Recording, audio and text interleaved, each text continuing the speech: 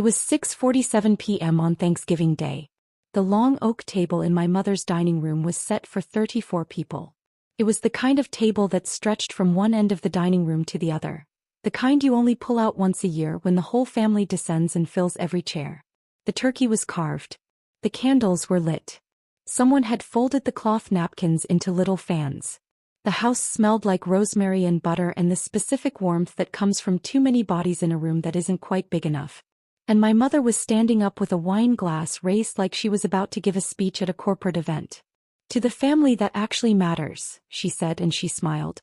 33 glasses went up. Wine caught the candlelight. Someone laughed. My sister Diane clinked her glass against my brother Patrick's. My other brother Sean was already eating. He didn't care about toasts. He cared about the sweet potato casserole. Then my mother looked at me. She didn't raise her glass higher or lower. She didn't change her expression.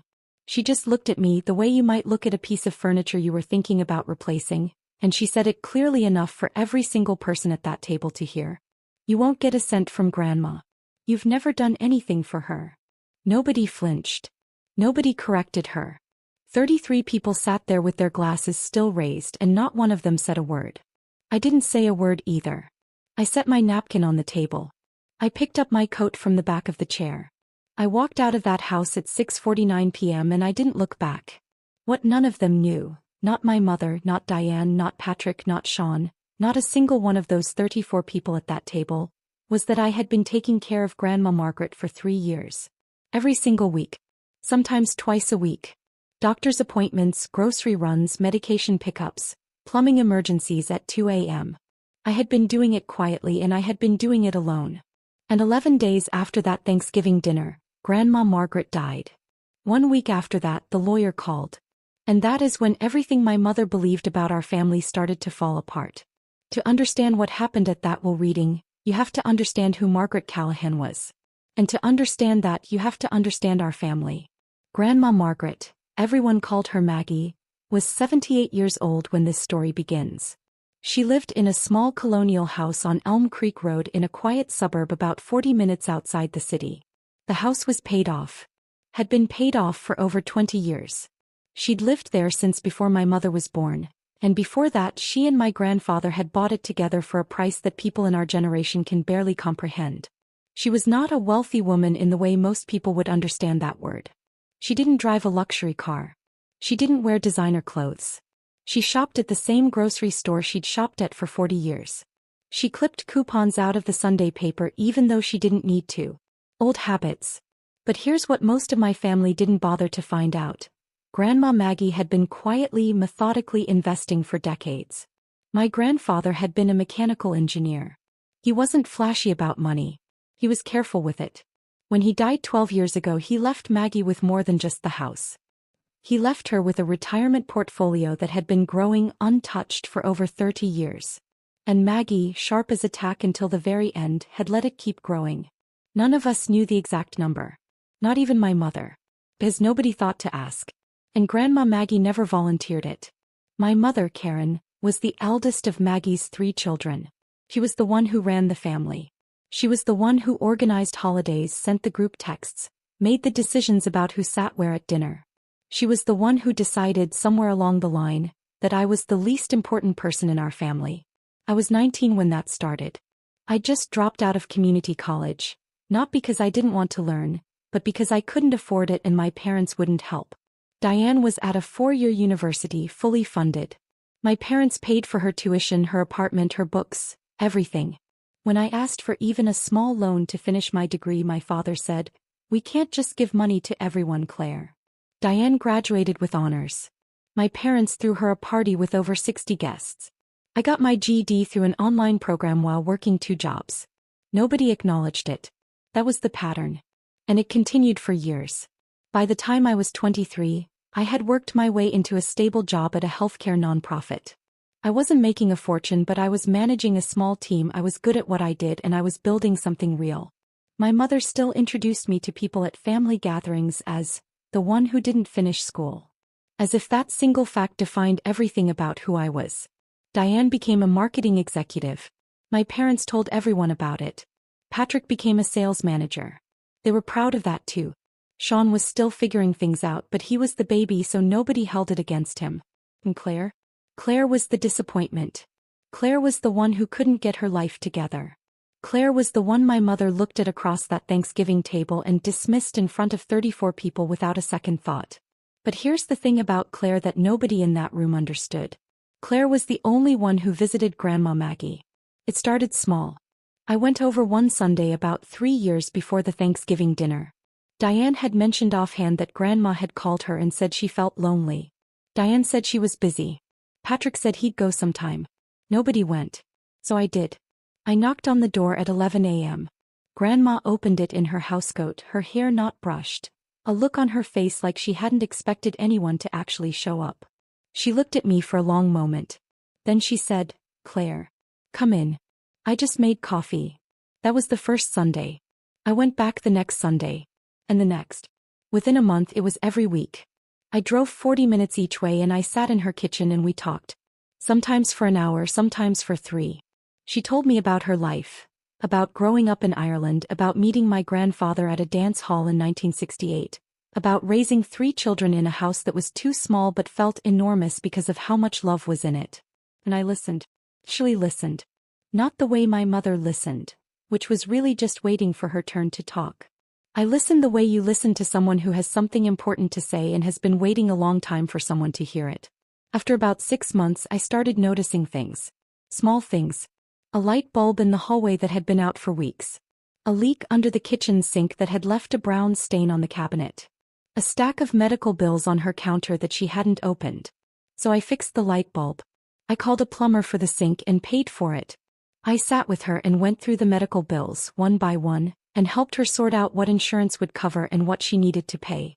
She never asked me to do any of it. I just did it. And every time I did, she'd look at me with this expression. Quiet, grateful, a little surprised, like she still couldn't believe someone had bothered. "You're the only one who comes, you know," she said to me one Tuesday in March, about 2 years into my visits. It wasn't a complaint. It was just a fact. She said it the way you'd state the weather. I didn't tell her that I knew.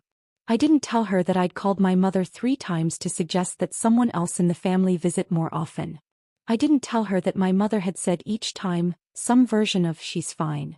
She's old. That's what old people do." I just squeezed Grandma's hand and said, "I like coming over." And I meant it. In September, about 2 months before that Thanksgiving dinner, Grandma Maggie started declining. It wasn't sudden. It was gradual, the way these things usually are. She started forgetting small things. Where she'd put her keys. Whether she'd eaten breakfast. Once I arrived on a Tuesday and found her sitting in the living room in the dark, the TV off, staring at nothing. She didn't seem to know what day it was. I took her to her doctor the next morning. Dr. Ellen Marsh had been Grandma's physician for over 15 years. She pulled me aside after the appointment and said in a calm, clinical voice, "Mrs. Callahan is showing early signs of cognitive decline. It's not advanced, but it's there. She's going to need more support." I asked if anyone else in the family knew. Dr. Marsh looked at me carefully. "You're listed as her emergency contact, Claire.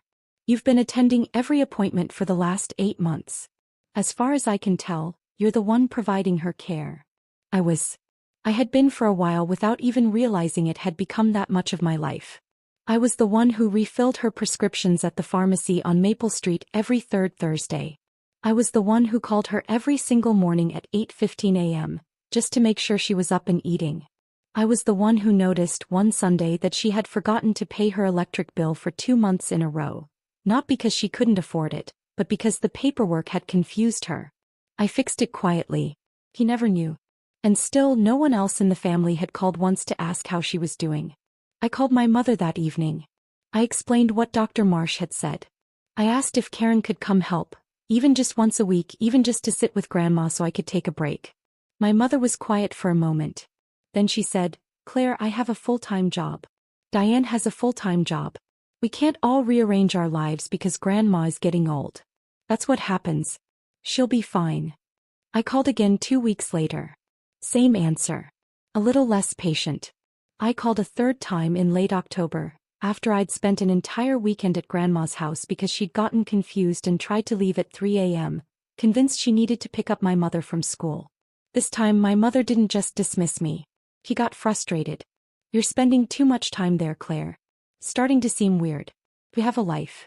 Normal people don't do this. Just let her be. I hung up. I didn't call again. That was 3 weeks before Thanksgiving. 3 weeks before my mother stood up at that dinner table and told 34 people that I had never done anything for Grandma Margaret. I sat through that toast. I heard every word. And I said nothing because I had learned a long time ago that arguing with my mother in front of the family was a losing battle. He controlled the narrative. He always had. So I left. Quietly. And I went home and I called Grandma Maggie and I asked her if she wanted company the next morning. Yes, she said. I'd like that very much. Grandma Margaret died on December 8th. I was there. I was there because I had been there almost every day for the previous 2 weeks, ever since her condition had worsened.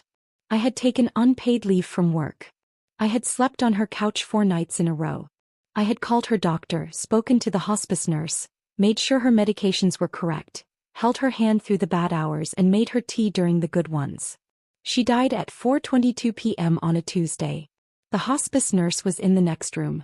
I was sitting in the chair beside her bed, holding her hand. She didn't say anything dramatic at the end. She didn't give me a final speech. She just squeezed my fingers one more time very lightly and then she was gone. I sat there for a long time afterward. I don't know how long. Maybe 20 minutes. Maybe an hour. The room was very quiet. Then I made the phone calls. I called the hospice office first. Then I called the funeral home. Grandma had already arranged everything through a pre-need plan, so there wasn't much to do. Then I called my mother. Karen answered on the second ring. I told her in a flat voice that Grandma had died. There was a pause on the other end. Then my mother said, "Oh, was anyone with her?" "Yes," I said. "I was." Another pause. "I'll call Diane and the boys. We'll figure out the funeral." That was the entire conversation. 12 seconds of silence, 2 questions and a plan to figure it out. "No, are you okay?" "No, I'm sorry." Nothing. The funeral was held 3 days later. Small. Quiet. 41 people attended, mostly Grandma's old neighbors and a few friends from her church. My mother wore a black dress she'd bought the morning of. Diane brought flowers that cost more than Grandma spent on groceries in a month. Patrick and Sean stood at the back and left early. I stood at the graveside alone after everyone else had drifted toward the parking lot. I stayed for 15 minutes. I didn't cry. I had done my crying in that quiet room on Tuesday afternoon alone with her hand in mine. At the funeral I just felt empty. Like someone had reached into my chest and removed something that had been keeping me steady for years. Grandma Maggie was the only person in my family who had ever made me feel like I mattered. And now she was gone. It was 5 days after the funeral, 10 days after her death, when the group chat exploded. My mother had gotten an email from Grandma's estate attorney, a man named Daniel Callahan. No relation to us despite the shared last name, just a coincidence that Grandma had always found amusing. The email was straightforward. A will reading had been scheduled. All named parties were required to attend. The date was set for the following Thursday at 2 p.m. What happened next in that group chat told me everything I needed to know about my family. Within an hour of my mother forwarding the email, Diane had sent a message. "Okay, so what do we think the house is worth?" I looked it up. Elm Creek Road properties are going for $580,000 to $640,000 right now. Patrick replied, plus whatever savings she had. Dad mentioned she had money somewhere. Sean, are we splitting it 4 ways or 3? Does Claire even count? My mother, we'll figure it out at the reading. Everyone just show up and be normal. Nobody mentioned Grandma. Not once. Not a single person in that thread said rest in peace, or I'm going to miss her, or anything close to it.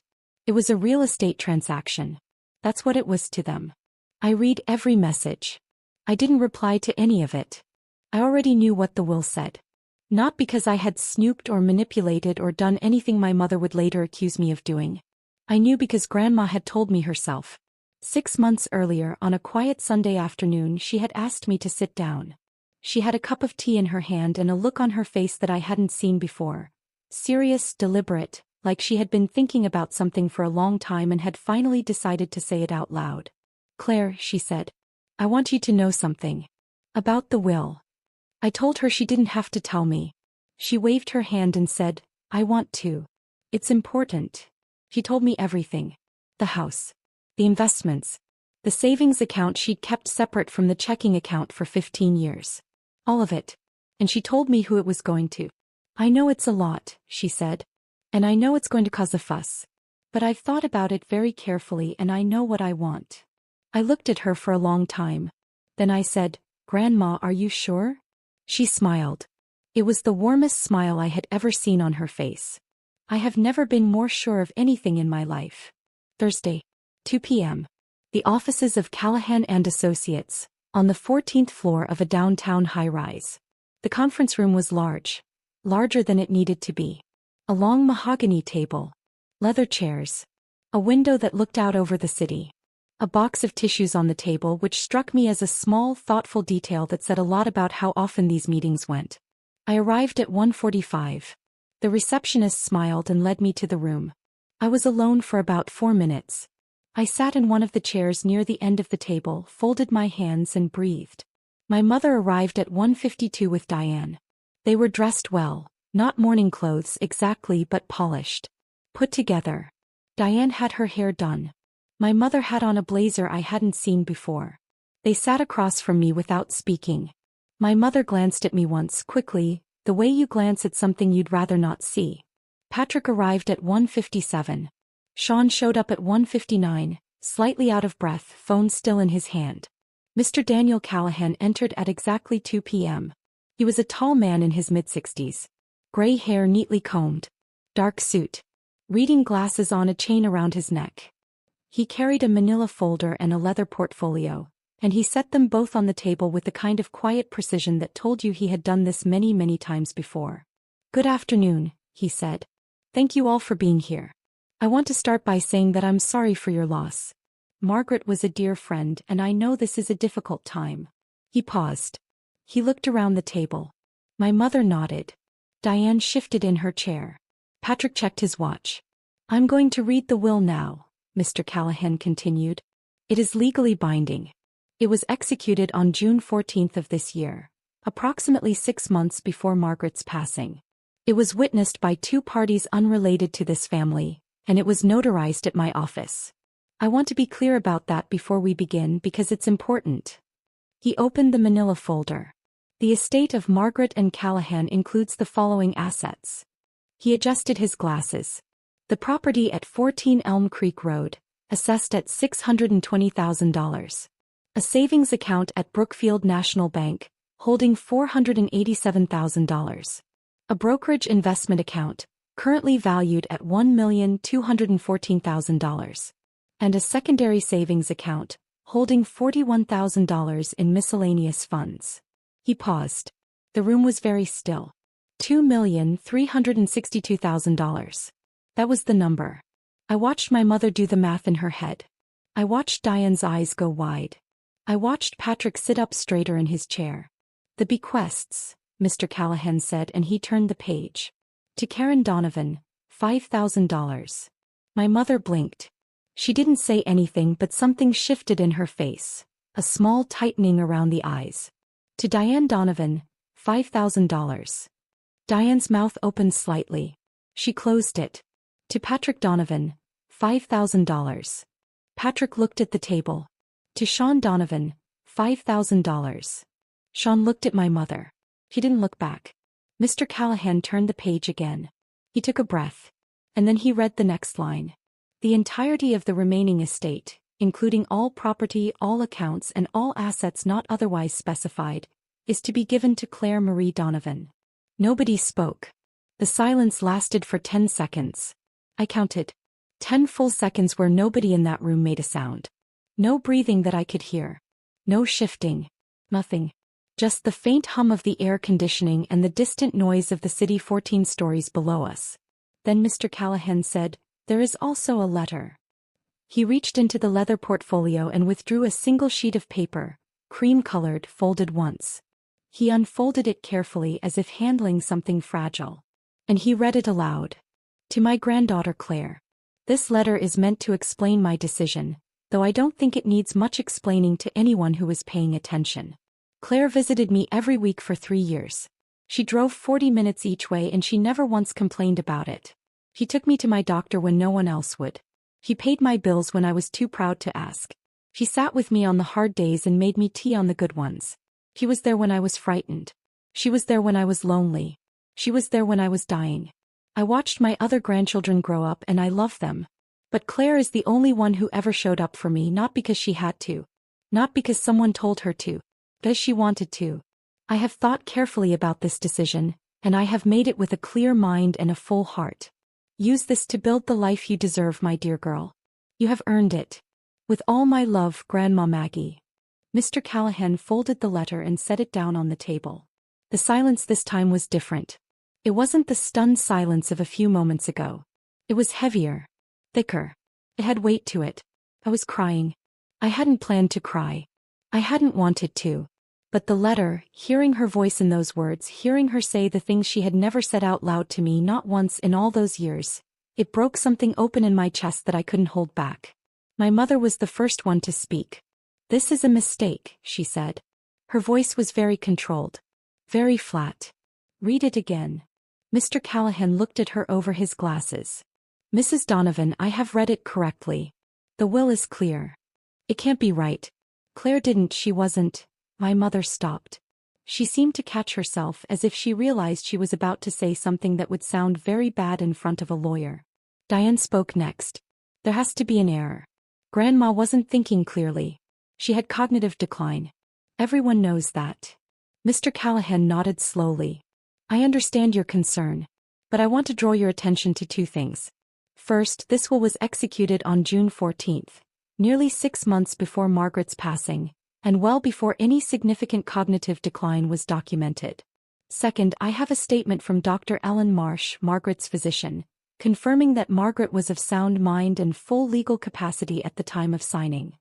He opened the portfolio again and slid a printed document across the table.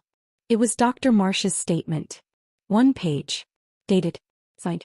"Furthermore," Mr. Callahan continued, "I have in my records phone logs showing Claire's calls to Margaret, an average of 4 per week over the past 3 years. I have hospital visitor records from Margaret's hospitalization last April, showing Claire present every single day for 9 consecutive days. I have receipts for medications, home repairs and grocery deliveries, all paid for by Claire. And I have a sworn statement from Margaret's neighbor, Mrs. Dorothy Harrington, confirming that Claire was, to her knowledge, the only family member who visited on a regular basis." He let that sit for a moment. "Any contest to this will," he said, "would fail. The evidence is overwhelming and it is documented. I say this not to be unkind, but because I want to save you the expense and the time. Margaret was very clear about what she wanted. And she wanted Claire to have it." The room was quiet again. Patrick was the next to speak and his voice had a hard edge to it. "So she just gets everything? And we get $5,000 each. That is what the will states, yes." "That's not fair," Sean said, and he sounded, for the first time in his life, genuinely upset. "We're her grandchildren too." Mr. Callahan looked at him with an expression that was not unkind, but was also not sympathetic. "Fairness," he said gently, "is a matter of perspective. Margaret made her decision based on what she experienced. And what she experienced was that one person in this room showed up for her. The will reflects that." My mother had gone very pale. She was staring at the table, at her hands, at nothing in particular. Diane was looking at me for the first time all afternoon, and there was something in her expression I couldn't quite read. Anger, yes, but underneath it something else. Something that looked almost like shame. I didn't say anything. I sat in my chair with tears still drying on my face and I looked at Mr. Callahan and I said, "Thank you for reading that." He nodded. "The meeting is concluded. Claire, I'll be in touch with you this week regarding the next steps in executing the estate. The rest of you are welcome to stay as long as you need." He gathered his folder and his portfolio and he left the room. My mother stood up. "Claire," she said. Her voice was tight, controlled. "We need to talk about this." I stood up too. I picked up my coat. I looked at her, really looked at her for the first time in years, and I said very quietly, "No. We don't." And I walked out. The calls started that evening. My mother called me 14 times between 5 p.m. and midnight. I didn't answer any of them. At 12:17 a.m. she sent a text. We need to discuss this like adults. Call me in the morning. I didn't call her in the morning. By the next day the family had regrouped. Diane called me at 9 a.m. Her tone was different from the conference room. Softer, more careful, like she was handling something delicate. Claire, listen. Nobody is saying you don't deserve something. But $5,000 each? That's nothing. Grandma would want us to work this out as a family. I listened to her talk for about 30 seconds. Then I said, Diane, the will said what it said. But I have to go. I hung up. By Thursday of that week, exactly 1 week after the reading, my mother had called me 47 times. 47. I know because I counted. Patrick had sent 11 texts. Sean had left 3 voicemails, each one more frustrated than the last. Diane had sent a single long email that I read once and didn't reply to. The messages fell into predictable phases. Phase 1 was denial. This can't be right. There must be another will. Grandma would never do this. Phase 2 was anger. You manipulated her. You turned her against us. This is exactly what you wanted. Phase 3 was bargaining. Just give us the house. Keep the money. Split it 50-50 and we'll drop it. Come on, Claire. We're family. Phase 4, the one that came last and the one that told me the most, was desperation. Please. We need to talk. Just pick up the phone. I didn't pick up the phone. On the following Monday, my mother retained a lawyer of her own, a man named Gregory Hale who specialized in estate disputes. She filed a formal notice of intent to contest the will on the grounds of undue influence and lack of testamentary capacity. I found out about it when Mr. Callahan called me. Mrs. Donovan has filed, he said, calm as always. I want you to know that this is not unusual. It happens frequently in cases like this. And I also want you to know that it is going to fail. He walked me through the evidence again. The phone records, the visitor logs, the receipts, Dr. Marsh's statement, the neighbor's testimony. He told me that the will had been executed 6 months before Grandma's death, well before any documented decline. He told me that 2 unrelated witnesses had been present at the signing. He told me that Margaret had updated the will 3 separate times over the course of 2 years, and that every single version said the same thing. This contest will not succeed, he said. But it will cost your mother money. Attorney fees for a case like this typically run between $15,000 and $40,000. And if the contest fails, which it will, she will also be responsible for your legal fees, which I estimate at somewhere between $10,000 and $20,000. I asked him if there was anything I needed to do. No, he said. Just let the process run its course. I'll handle everything. The contest was formally heard 6 weeks later in probate court. I attended, but I didn't need to do anything. Mr. Callahan presented the evidence, quietly, methodically, one document at a time. Gregory Hale tried to argue that Grandma had been mentally incapacitated, that I had isolated her from the rest of the family, that the will was the product of manipulation. The judge, a woman named Honorable Patricia Weiss, listened to every word. She reviewed every document. She asked a few questions. And then she issued her ruling. The evidence overwhelmingly supports the decedent's wishes, she said. This court finds no indication of undue influence, coercion, or lack of testamentary capacity. The will of Margaret and Callahan is valid, properly executed, and will stand as written. The contest is denied. She paused. I would also note, she added, that the cost of this proceeding will be borne by the contesting party. And I would strongly advise against any further frivolous litigation in this matter, or sanctions will be considered. Gregory Hale did not look happy. My mother, sitting 3 rows back, did not look at anyone. The total cost of the failed contest came to $34,200. My mother paid every cent of it. On top of the $5,000 she had already received, the only thing Grandma had left her, she had now spent nearly 7 times that amount trying to take what wasn't hers. The weeks after the ruling were quiet. Quieter than I expected. My mother stopped calling. Diane sent one more text, just 2 words, I'm sorry, and then nothing. Patrick and Sean went silent entirely. The group chat, which had been buzzing with messages for years, went completely dead. I didn't reach out to any of them. I spent the first few weeks after the estate was settled doing what Grandma would have wanted me to do. I went to the house on Elm Creek Road. I walked through every room. I touched the things that had been hers. The photographs on the mantel, the old books on the shelf, the mug she always drank her coffee from. I sat in her kitchen in her chair and I cried for a while. Not because of the money. Because of her. Because she was gone and no amount of inheritance could change that. When the grief settled into something quieter, something I could carry without it overwhelming me, I started thinking about what to do with what she had left me. I kept the house. Not to sell it, not to flip it, not to make money off of it. I kept it because it was hers and because it meant something. I had it cleaned and repaired, fixed the things that had been broken, painted the rooms she'd been meaning to paint. I made it the house she would have wanted it to be, if she'd had someone to help her sooner. I donated a portion of the savings to the hospice organization that had cared for Grandma in her final days. Another portion went to a scholarship fund at the local community college, the kind of help I never got for people like me, and I kept the rest. Quietly. Carefully. The way Grandma had kept it. Not because I needed to show anyone, but because it was hers and now it was mine and I intended to honor it. I visit her grave once a week. On Tuesdays. The same day I used to visit her at the house. I bring her a cup of tea, Earl Grey, the kind she liked, and I sit on the bench near the headstone and I talk to her for a while. About my week. About the house. About nothing in particular. It feels strange talking to someone who can't answer. But it also feels right. Sometimes I think about that toast at Thanksgiving. My mother's glass raised. The wine catching the light. To the family that actually matters. I think about the 33 glasses that went up. I think about the 10 seconds of silence in that conference room when Mr. Callahan read my name. And I think about the letter. The one Grandma wrote. The one she folded and left in a leather portfolio with her lawyer, 6 months before she died, knowing exactly what it would do when it was read out loud. You have earned it, my dear girl. I didn't earn it because I wanted the money. I didn't earn it because I was trying to prove something to my mother or to anyone else in that room. I earned it because I showed up.